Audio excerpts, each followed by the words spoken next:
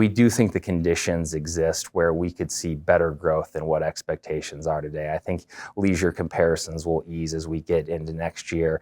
We do expect the group calendar to be fairly strong next year, and we continue to see business transient kind of grind higher, as I like to describe it. I'm here with John Stanner, President and CEO of Summit Hotel Properties. Welcome, John. Good morning.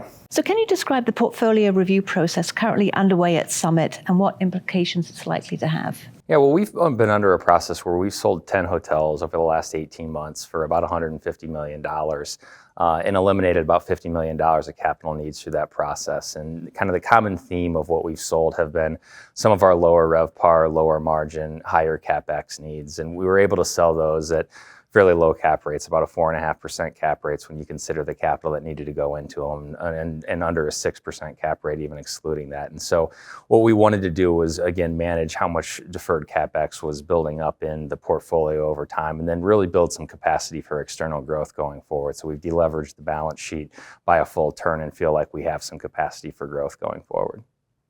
And are there certain geographic markets that stand out to you in terms of their performance, and what do you anticipate going forward?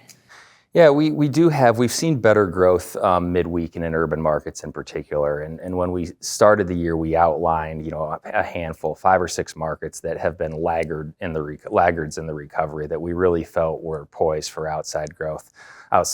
Markets like in Silicon Valley or Minneapolis, Baltimore, Louisville, New Orleans in particular. And that really has played out. Those markets have RevPAR growth of about 13% year to date. EBITDA has grown close to 40% year over year. And a lot of that just has to do with their growing off of a fairly low baseline. As at the end of last year, EBITDA was only about 60% recovered in those markets from prior years. And so as we see better BT, better midweek demand growth, some of those core BT-oriented markets that are growing off of a lower base have better growth prospects going forward. We do expect that to continue as we start to look into next year. And what sort of operating environment do you expect Summit to be facing in 2025, and how are you positioned for that? Yeah, well, I think the general consensus for the industry is kind of more of the same, which is, low single-digit type of RevPAR growth, and really maybe some expenses that are growing, in line with that or faster. I'm a little more optimistic about the outlook for that, particularly for Summit. If you look at our year this year, the midpoint of our RevPAR guidance is about 1.5%. We expect margins to contract very slightly off of that. So we've done an excellent job holding expenses in a lower RevPAR growth environment.